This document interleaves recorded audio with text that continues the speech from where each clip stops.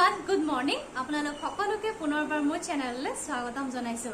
আজি ৰাতিপুৱা ভিডিওটো আৰম্ভ কৰিলো।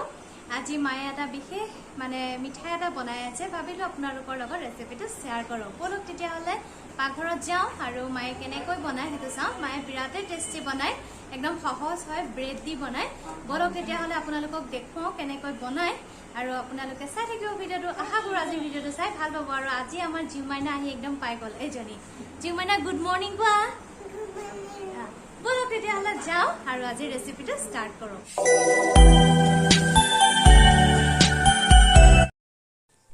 এয়া প্ৰথমতে 2 গিলাচ জোখৰ গাখীৰ লৈছো আৰু গাখীৰখিনি গৰম কৰি লৈছো। এইখিনি ভালদৰে গৰম হ'বৰ কাৰণে দিম আৰু আনহাতে এয়া লৈছো পাউডাৰ গাখীৰ। পাউডাৰ গাখীৰ অলপমান লৈছো 1 কাপ মান জোখৰ আৰু ইয়াতে অলপমান গাখীৰ দি পেলাই পাউডাৰ গাখীৰখিনি মিহলি কৰি লম। এয়া চাওক, বেছি পনীয়া নকৰিব আৰু বেছি ডাঠু নহয়, এনে ধৰণে ৰাখিব।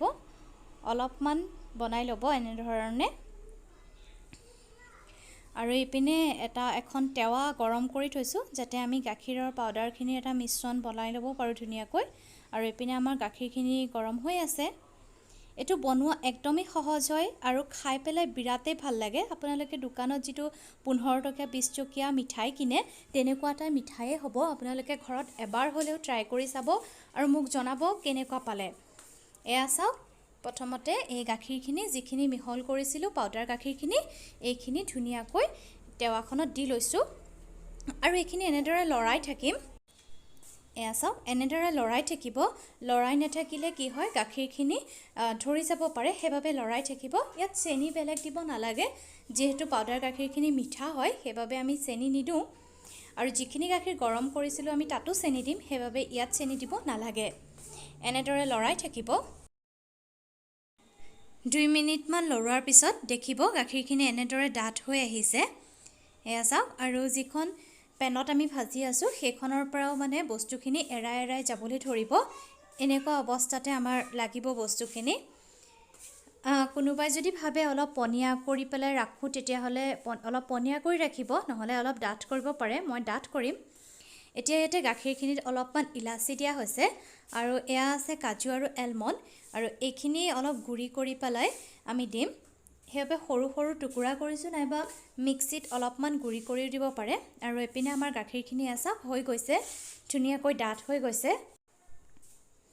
এয়া চাওক, আৰু এপিনে গাখীৰখিনিত কাজু আৰু এলমণ্ডখিনি দি দিছো।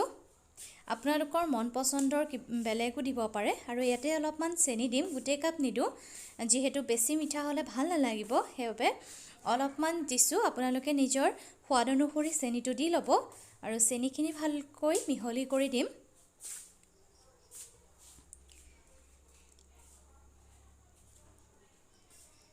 এতিয়া ইয়াতে অলপমান কেশৰ দি দিছো কালাৰটোৰ কাৰণে। কেশৰ নাথাকিলেতো নিদিলেও হ'ব, খালি কালাৰটো অলপ মানে হালধীয়াৰ নিচিনা আহিবৰ কাৰণে ইয়াতে কেশৰটো দিয়া হৈছে।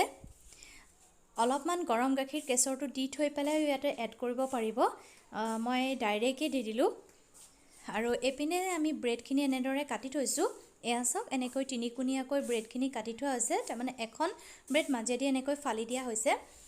আৰু আমি এতিয়া এখন ব্ৰেডৰ মাজত এইখিনি গাখীৰখিনি ভৰাই ল'ম।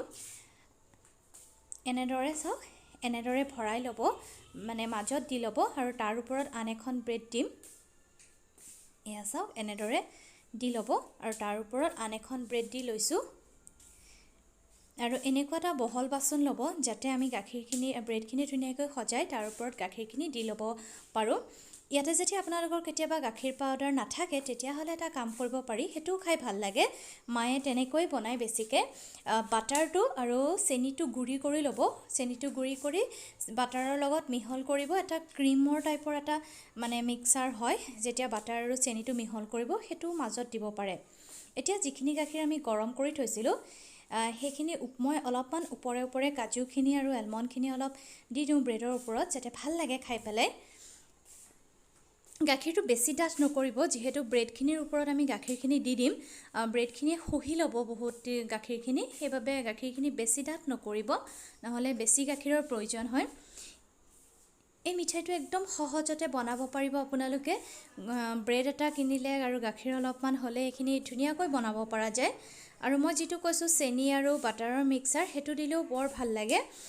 ধৰিব নোৱাৰে তাৰ ভিতৰত চেনি আৰু বাটাৰ আছে বুলি, ক্ৰীমৰ নিচিনা এটা সোৱাদ আহে। এয়া চাওক, ওপৰত এনেদৰে ব্ৰেডখিনিৰ ওপৰত গাখীৰখিনি ঢালি দিছোঁ যাতে প্ৰত্যেকখন ব্ৰেডত গাখীৰখিনি সোমাই যায়। আৰু এইখিনি অলপ সময়ৰ কাৰণে থৈ দিম। এনেদৰে দি দিব আৰু অলপ সময় ফ্ৰিজত থৈ দিবও পাৰে, তেতিয়া ঠাণ্ডা ঠাণ্ডা খাই পেলাই ভাল লাগে। আৰু নথলেও একো কথা নাই, 1 ঘণ্টামান বা আধা ঘণ্টামান থৈ দিব পাৰে আৰু তাৰপিছত খাব পাৰিব। এইটো বিৰাটেই সহজ হয়, আপোনালোকে ঘৰত এবাৰ বনাই চাব আৰু কেনেকুৱা পায় মোক জনাব নাপাহৰিব। আৰু যদি আজিৰ ভিডিঅ'টো চাই ভাল পায় তেতিয়াহ'লে এটা লাইক কৰি দিব আৰু শ্বেয়াৰ কৰিব, যাতে অন্য মানুহসকলেও মোৰ ভিডিঅ'টো চাব পাৰে আৰু কিবা এটা শিকিব পাৰে। মই আপোনালোকৰ কাৰণে একদম সহজ এটা ৰেচিপি লৈ আহিছোঁ। এয়া চাওক, হৈ গ'ল আমাৰ মিঠাইটো। কিমান ধুনীয়া লাগিছে দেখিছেনে? আজিৰ ভিডিঅ'টো শেষলৈকে চোৱাৰ বাবে ধন্যবাদ। আশা কৰোঁ আজিৰ ভিডিঅ'টো আপোনালোকে ভাল পাব। আজিলৈ আহিছোঁ, ধন্যবাদ।